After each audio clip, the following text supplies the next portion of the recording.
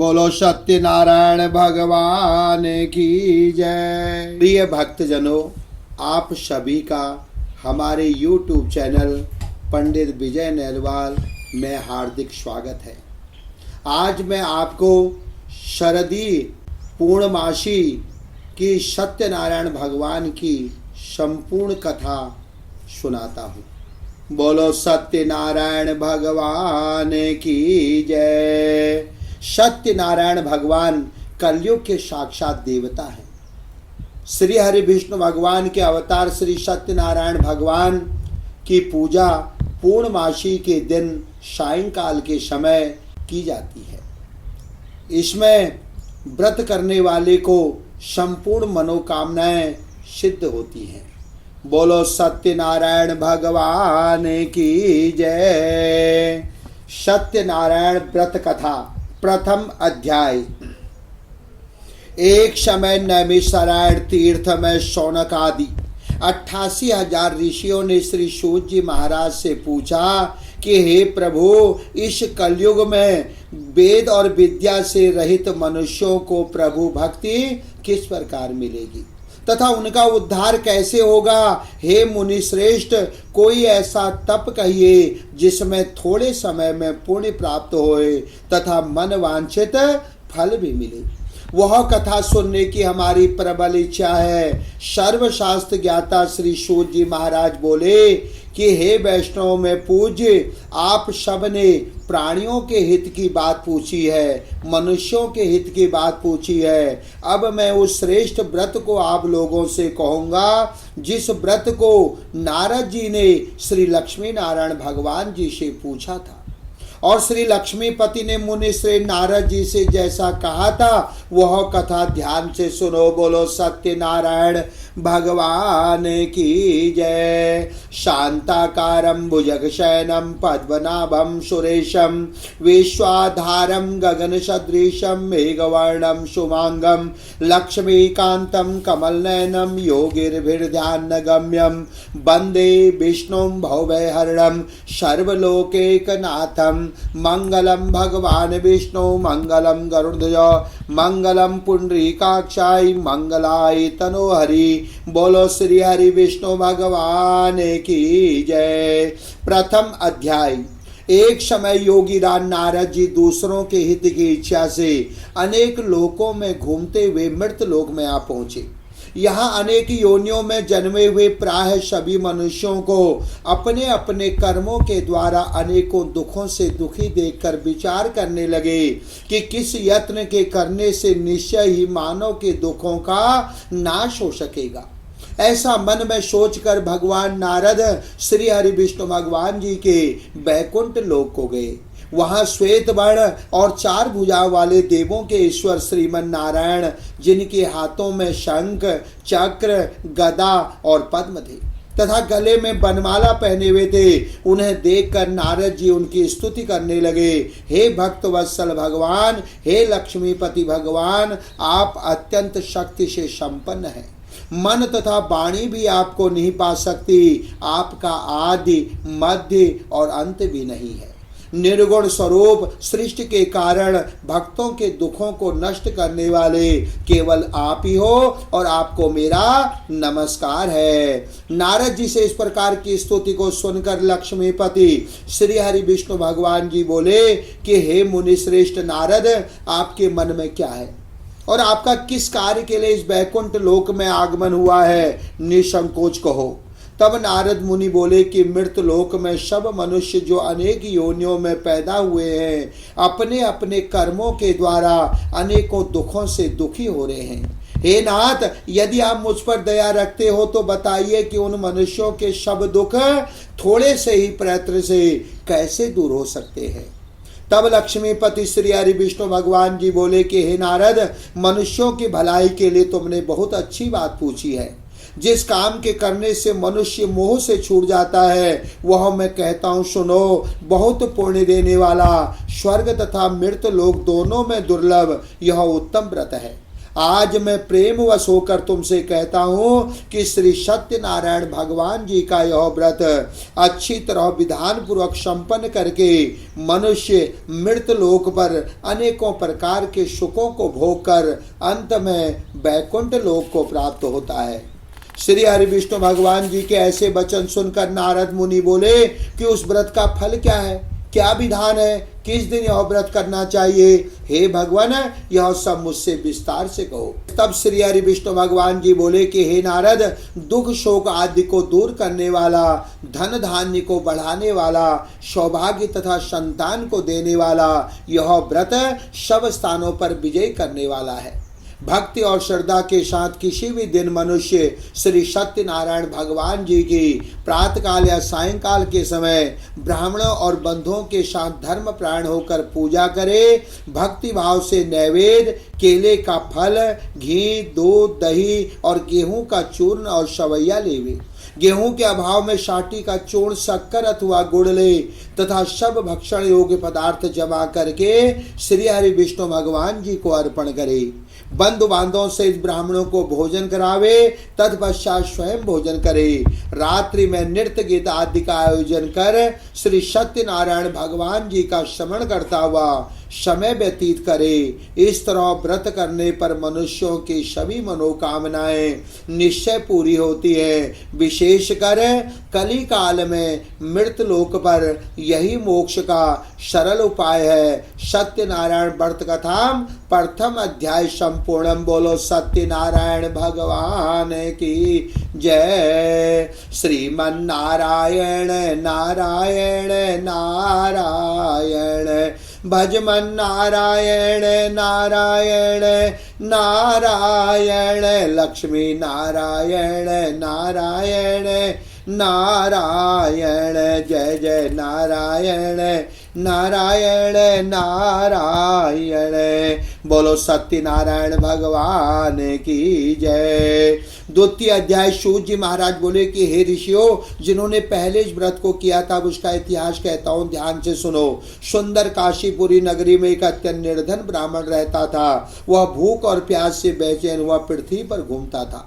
ब्राह्मणों से प्रेम करने वाले श्री हरि विष्णु भगवान ने ब्राह्मण को दुखी देखकर बूढ़े ब्राह्मण का रूप धारण कर उसके पास जा आदर के साथ पूछा कि हे विप्र, तुम नित्य ही दुखी होकर पृथ्वी पर क्यों घूमते हो? हे श्रेष्ठ ब्राह्मण, यह सब मुझसे कहो, मैं सुनना चाहता हूँ। तब निर्धन ब्राह्मण बोला कि मैं निर्धन ब्राह्मण हूँ, भिक्षा के लिए पृथ्वी पर घूमता हूँ। हे भगवान, यदि आप इससे छुटकारे का कोई उपाय जानते हो तो सो कृपा करके कहो। तब श्री सत्यनारायण भगवान जी बोले कि श्री सत्यनारायण भगवान मन वांछित फल देने वाले हैं, इसलिए हे विप्र, तू उनका पूजन कर, जिसके करने से मनुष्य सब दुखों से मुक्त होता है। ब्राह्मण को व्रत का सारा विधान बतलाकर बूढ़े ब्राह्मण का रूप धारण करने वाले श्री सत्यनारायण भगवान अंतर ध्यान हो गए। जिस व्रत को वृद्ध ब्राह्मण ने बतलाया है मैं उसको करूंगा, यह निश्चय करने पर उसे रात्रि में नींद भी नहीं आई। वह सवेरे उठकर श्री सत्यनारायण भगवान जी के व्रत का निश्चय कर भिक्षा के लिए चल दिया। उस दिन उसको भिक्षा में बहुत सा धन मिला, जिससे बंधु बांधवों के साथ उसने श्री सत्यनारायण भगवान जी का उत्तम व्रत किया। इसके करने से वह विप्र सब दुखों से छूटकर अनेकों प्रकार की संपत्तियों से युक्त हुआ और उस समय से वह विप्र हर मास इस व्रत को करने लगा। इस तरह सत्यनारायण भगवान जी के व्रत को जो कोई श्रद्धा पूर्वक करेगा वह सब पापों से छूटकर मोक्ष को प्राप्त होगा और आगे जो मनुष्य पृथ्वी पर सत्यनारायण भगवान जी का व्रत करेगा वह भी सब दुखों से छूट जाएगा। इस तरह नारद जी से श्रीमन नारायण जी का यह कहा हुआ व्रत मैंने तुमसे कह दिया। हे विप्रो, मैं अब और क्या कहूँ? तब ऋषि मुनि बोले कि हे मुनिवर, संसार में इस विप्र से सुनकर किस किस ने इस व्रत को किया है, हम सब सुनना चाहते हैं, इसके लिए हमारे मन में श्रद्धा है। सूत जी महाराज बोले कि हे मुनियों, जिसने भी इस व्रत को किया है वह सब सुनो। एक समय ये विप्र धन और ऐश्वर्य के अनुसार बंधु बांधवों के साथ व्रत करने को तैयार हुआ। उसी समय एक लकड़ी बेचने वाला बूढ़ा आदमी आया और बाहर लकड़ियों को रखकर विप्र के मकान में गया। प्यास से दुखी लकड़हारा उनको व्रत करते हुए देखकर विप्र को नमस्कार कर कहने लगा, आप यह क्या कर रहे हैं, इसके करने से क्या फल मिलता है, सो कृपा करके मुझसे भी कहो। ब्राह्मण ने कहा कि सब मनोकामनाओं को पूरा करने वाला यह श्री सत्यनारायण भगवान जी का उत्तम व्रत है। इनकी ही कृपा से मेरे यहाँ धन धान्य आदि की वृद्धि हुई है। ब्राह्मण से इस व्रत के बारे में जानकर लकड़हारा बहुत प्रसन्न हुआ। भगवान जी का चरणामृत और प्रसाद खाने के बाद अपने घर को गया। लकड़हारे ने अपने मन में इस प्रकार का संकल्प कर लिया कि आज लकड़ी बेचने से जो भी धन मिलेगा मैं उससे श्री सत्यनारायण भगवान जी का उत्तम व्रत करूंगा।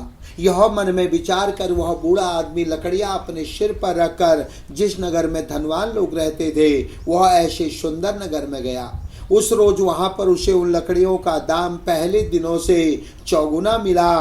तब वह बूढ़ा लकड़हारा दाम ले अति प्रसन्न होकर पके केले की फली, शक्कर, घी, दूध, दही और गेहूं का चूर्ण इत्यादि श्री सत्यनारायण भगवान जी के व्रत की कुल सामग्रियों को लेकर अपने घर को गया।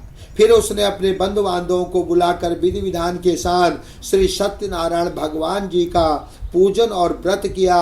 उस व्रत के प्रभाव से बूढ़ा लकड़हारा भी धन पुत्र आदि से युक्त हुआ और संसार के समस्त सुख भोग कर अंत में बैकुंठ लोक को गया। सत्यनारायण व्रत कथा द्वितीय अध्याय संपूर्ण। बोलो सत्यनारायण भगवान की जय। श्रीमन्नारायण नारायण नारायण भजमन नारायण नारायण नारायण लक्ष्मी नारायण नारायण नारायण जय जय नारायण नारायण नारायण श्रीमन नारायण नारायण नारायण। बोलो सत्यनारायण भगवान की जय। तृतीय अध्याय। सूत जी महाराज बोले, हे श्रेष्ठ मुनियों, अब आगे की कथा कहता हूँ, सुनो। पहले समय में उल्कामुख नाम का एक बुद्धिमान राजा था। वह सत्य वक्ता और जितेंद्री था। प्रतिदिन देव स्थानों पर जाता तथा गरीबों को धन देकर उनके कष्ट दूर करता था। उसकी पत्नी कमल के समान मुख वाली सती और साध्वी थी। भद्रशिला नदी के तट पर उन दोनों ने श्री सत्यनारायण भगवान जी का उत्तम व्रत किया। उस समय वहां पर एक साधु नाम का वैश्य आया। उसके पास व्यापार के लिए बहुत सा धन था। वह नाव को किनारे पर ठहरा कर राजा के पास आया और राजा को व्रत करते हुए देखकर विनय के साथ पूछने लगा कि हे राजन, भक्ति उचित से आप क्या कर रहे हैं? मेरी भी सुनने की इच्छा है, सो कृपा करके मुझसे भी कहो। तब राजा बोला कि हे साधु, मैं अपने बंधु बांधवों के साथ पुत्रादि की प्राप्ति के लिए एक महाशक्तिमान श्री सत्यनारायण भगवान जी का व्रत और पूजन किया जा रहा है। राजा के ऐसे वचन सुनकर साधु आदर से बोला कि हे राजन, मुझसे भी इसका सब विधान कहो। मैं भी आपके कथन के अनुसार इस व्रत को करूंगा। मेरे घर में भी कोई संतान नहीं है और मेरे मन में ऐसा प्रतीत होता है कि सत्यनारायण भगवान जी की कथा के करने से मेरे घर में भी संतान उत्पन्न होगी। राजा से सब विधान सुन व्यापार से निवृत्त हुआ आनंद के साथ घर गया। साधु ने अपनी पत्नी से संतान देने वाले उस व्रत का समाचार सुनाया और कहने लगी कि जब मेरे घर में संतान उत्पन्न होगी तब मैं इस व्रत। ऐसा वचन उसने अपनी पत्नी लीलावती से कहे। एक दिन उसकी पत्नी लीलावती पति के साथ आनंदित हो सांसारिक धर्म में प्रवृत्त होकर श्री सत्यनारायण भगवान जी की कृपा से गर्भवती हो गई तथा 10वें महीने में उसके एक सुंदर कन्या का जन्म हुआ। वह कन्या दिनों दिन स्त्रों बढ़ने लगी जैसे शुक्ल पक्ष का चंद्रमा बढ़ता है। कन्या का नाम कलावती रखा गया। तब लीलावती ने मीठे शब्दों में अपने पति से कहा कि जो आपने संकल्प किया था ना कि भगवान जी का उत्तम व्रत करूंगा, अब आप उसे करिए। साधु बोला कि हे प्रिय, इसके विवाह पर ही इस व्रत को कर लूंगा। इस प्रकार अपनी पत्नी को आश्वासन दे और नगर को चला गया। कलावती पितृगृह में वृद्धि को प्राप्त हो गई। साधु ने जब नगर में सखियों के साथ अपनी पुत्री को देखा तो तुरंत ही दूत को बुलाकर कहा कि पुत्री के वास्ते कोई योग्य वर देख कर लाओ। साधु की आज्ञा पाकर दूत कंचन नगर पहुंचा और वहां पर खोज कर और देखभाल करके लड़की के लिए योग्य बड़े पुत्र को ले आया। उस योग्य लड़के को देखकर साधु ने प्रसन्नचित अपनी पुत्री का विवाह उसके साथ कर दिया, किंतु दुर्भाग्य से विवाह के समय भी उस व्रत को करना भूल गया। तब श्री सत्यनारायण भगवान क्रोधित हो गए और श्राप दिया कि तुम्हें दारुण दुख प्राप्त होगा। अपने कार्य में कुशल साधु बनिया जमाता सहित नाव को लेकर व्यापार करने के लिए समुद्र के समीप स्थित रत्नसारपुर नगर में गया। वहां दोनों ससुर जमाई चंद्रकेतु राजा के उस नगर में व्यापार करने लगे। एक दिन भगवान श्री सत्यनारायण की माया से प्रेरित कोई चोर राजा का धन चुरा कर भागे जा रहे थे, किंतु राजा के दूतों को आता हुआ देखकर चोर ने घबराकर भागते हुए राजा के धन को वही नाव में चुपचाप रख दिया जहां वो दोनों ससुर जमाई ठहरे हुए थे, तथा चोर भाग गए।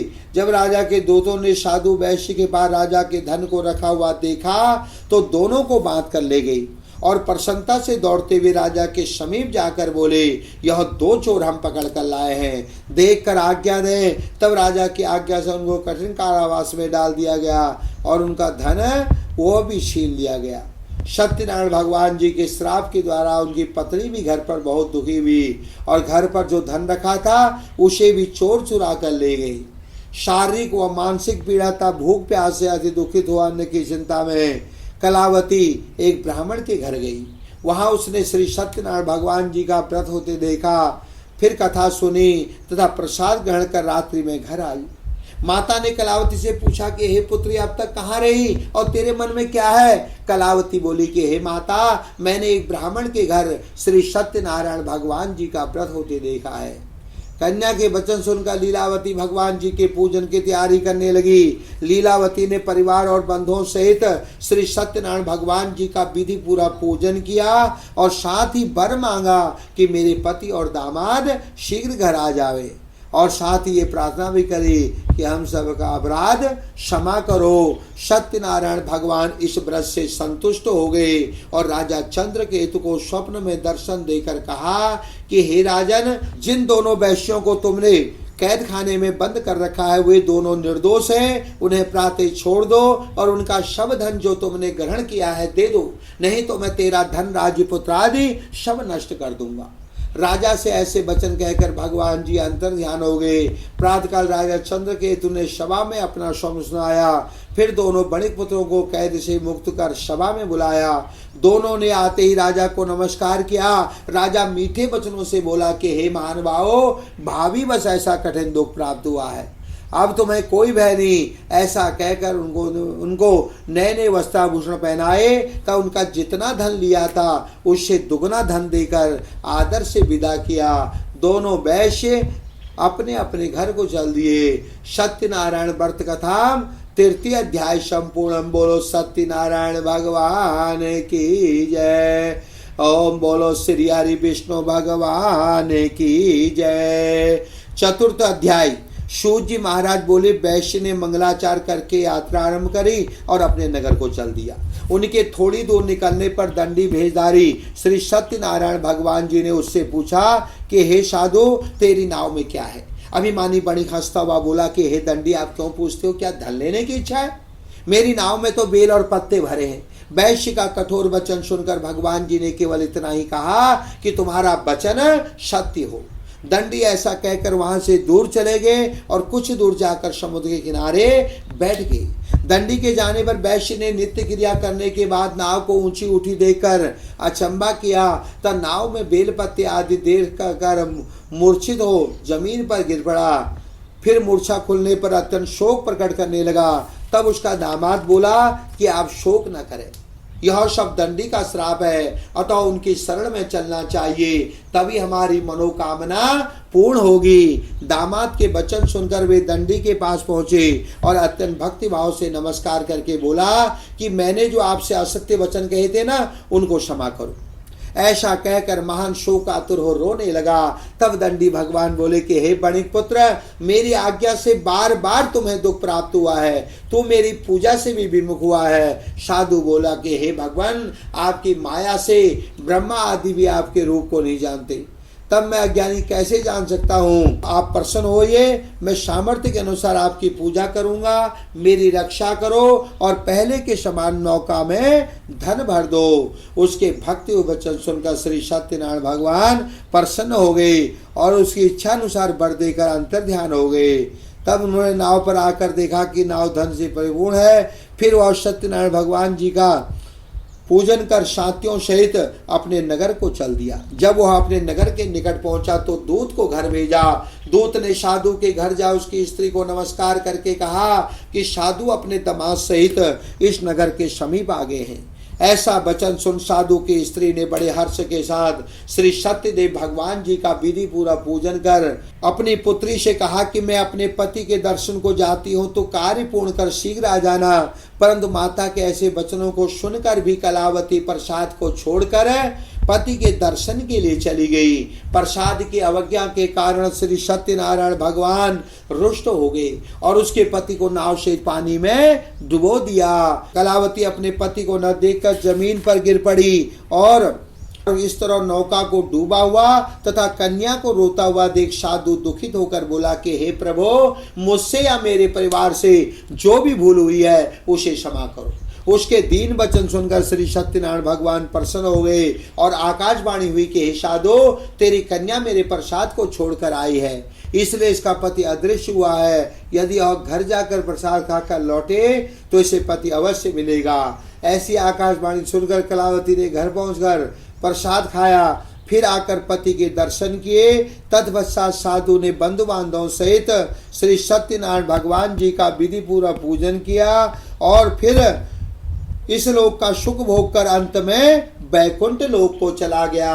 सत्यनारायण व्रत कथा चतुर्थ अध्याय संपूर्ण। बोलो सत्यनारायण भगवान की जय। राधा नारायण नारायण नारायण, कृष्ण नारायण नारायण नारायण, भजमन नारायण नारायण नारायण, लक्ष्मी नारायण नारायण नारायण, जय जय नारायण नारायण नारायण। बोलो श्री हरि विष्णु भगवान की जय। बोलो वृंदावन बांके बिहारी लाल की जय। बोलो सत्यनारायण भगवान की जय। पंचम अध्याय सूत जी महाराज बोले, हे ऋषियों, मैं और भी कथा कहता हूँ, सुनो। प्रजा पालन में लीन तुंगध्वज नाम का एक राजा था। उसने भी भगवान जी का प्रसाद त्याग कर बहुत दुख पाया। एक समय वन में जाकर वन्य पशुओं को मारकर बड़ के वृक्ष के नीचे आया। वहां उसने ग्वालों को भक्ति भाव सहित बांधों सहित श्री सत्यनारायण भगवान जी का पूजन करते देखा। राजा देख कर भी विमान बस वहां नहीं गया और न ही नमस्कार ही किया। जब ग्वालों ने भगवान जी का प्रसाद उसके सामने रखा तो प्रसाद को त्याग कर अपनी सुंदर नगरी को चला गया। वहां उसने अपना सब कुछ नष्ट पाया तो वह जान गया कि यह सब भगवान जी ने किया है। तब वह विश्वास कर ग्वालों के समीप गया और विधि पूरा पूजन कर प्रसाद खाया तो श्री सत्यनारायण भगवान जी की कृपा से सब कुछ पहले जैसा ही हो गया। फिर दीर्घ काल तक सुख भोग कर अंत में वैकुंठ लोक को गया। जो मनुष्य परम दुर्लभ व्रत को करेगा भगवान जी की कृपा से उसे धन दान की प्राप्ति होगी। निर्धन धनी और बंदी बंधन से मुक्त होकर निर्भय हो जाता है। संतानों को संतान प्राप्त होती है। सब मनोरथ पूर्ण होकर अंत में वैकुंठ धाम को जाता है। जिन्होंने पहले इस व्रत को किया उनके दूसरे जन्म की कथा कहते हैं। वृद्धसदानंद ब्राह्मण ने सुदामा का जन्म लेकर मोक्ष को पाया। उल्का मुख नाम का राजा दशरथ होकर वैकुंठ को प्राप्त हुआ। साधु नाम का वैश्य ने धर्मात्मा और सत्य प्रति राजा मूर्धज बनकर अपने पुत्र को आर्य से चीर कर मोक्ष को प्राप्त किया। महाराज तुंगध्वज ने स्वयंभू मनु होकर भगवान में भक्ति युक्त हो कर्म कर मोक्ष को प्राप्त किया। लकड़हारा भील अपने अगले जन्म में घो नामक निषाद हुआ जिसने भगवान श्री राम के श्री चरणों की सेवा कर मोक्ष को प्राप्त किया। इति श्री सत्यनारायण व्रत कथा पंचम अध्याय संपूर्णम। बोलो सत्यनारायण भगवान की जय। श्री सत्यनारायण भगवान जी की आरती। ओम जय लक्ष्मी रमणा स्वामी, जय लक्ष्मी रमणा। सत्यनारायण स्वामी, सत्यनारायण नारायण स्वामी जनपातक हरणा। ओम जय लक्ष्मी रमणा रतन जड़ित सिंहासन अद्भुत छवि राजे स्वामी अद्भुत छवि राजे। नारद करत निरंजन नारद करत निरंजन घंटा ध्वनि बाजे। ओम जय लक्ष्मी रमणा प्रकट भये कलि कारण द्विज को दर्श दियो स्वामी द्विज को दर्श दियो। बूढ़ो ब्राह्मण बन कर बूढ़ो ब्राह्मण बन कर कंचन महल कियो। ओम जय लक्ष्मी रमणा दुर्बल भील कराल जिन पर कृपा करी स्वामी जिन पर कृपा करी। चंद्रचूड़ एक राजा तिनकी विपति हरि। ओम जय लक्ष्मी रमणा वैश्य मनोरथ पायो शिरदात जदीनी स्वामी शिरदात जदीनी। सो फल भोग्यो प्रभु जी सो फल भोग्यो प्रभु जी फिर स्तुति कीनी। ओम जय लक्ष्मी रमणा भाव भक्ति के कारण छिन छिन रूप धरियो स्वामी पल पल रूप धरियो। शिरदा धारण कीनी शिरदा धारण कीनी तिनके काज शरियो। ओम जय लक्ष्मी रमणा ग्वाल बाल संग राजा बन में भक्ति करी स्वामी बन में भक्ति करी। मन वांछित फल दीना मन इच्छा फल दीना दीन दयाल हरि। ओम जय जगदीश हरे तन मन धन सब कुछ है तेरा स्वामी सब कुछ है तेरा। तेरा तुझको अर्पण प्रभु जी का प्रभु जी को अर्पण क्या लागे मेरा। ओम जय लक्ष्मी रमणा चढ़त प्रसाद सवायो कदली फल मेवा स्वामी कदली फल मेवा। धूप दीप तुलसी से धूप दीप तुलसी से राजी सत्य देवा। ओम जय लक्ष्मी रमणा श्री सत्यनारायण जी की आरती जो कोई नर गावे स्वामी लगन सहित गावे। कहत शिवानंद स्वामी भजत हरिहर स्वामी मन वांछित फल पावे। ओम जय लक्ष्मी रमणा जय लक्ष्मी रमणा स्वामी जय लक्ष्मी रमणा। सत्यनारायण स्वामी सत्यनारायण स्वामी जनपातक हरणा। ओम जय लक्ष्मी रमणा बोलो सत्यनारायण भगवान की जय बोलो लक्ष्मी नारायण भगवान की जय। प्रिय भक्तजनों अगर आप लोगों को मेरी द्वारा कही गई सत्यनारायण भगवान की संपूर्ण कथा एवं आरती सहित पसंद आई हो तो मेरे चैनल को सब्सक्राइब करें और बेल आइकॉन को दबाना न भूलें। धन्यवाद। श्री हरि विष्णु भगवान। जय माता दी जय श्री हरि जय श्री राधे जय जय राधे।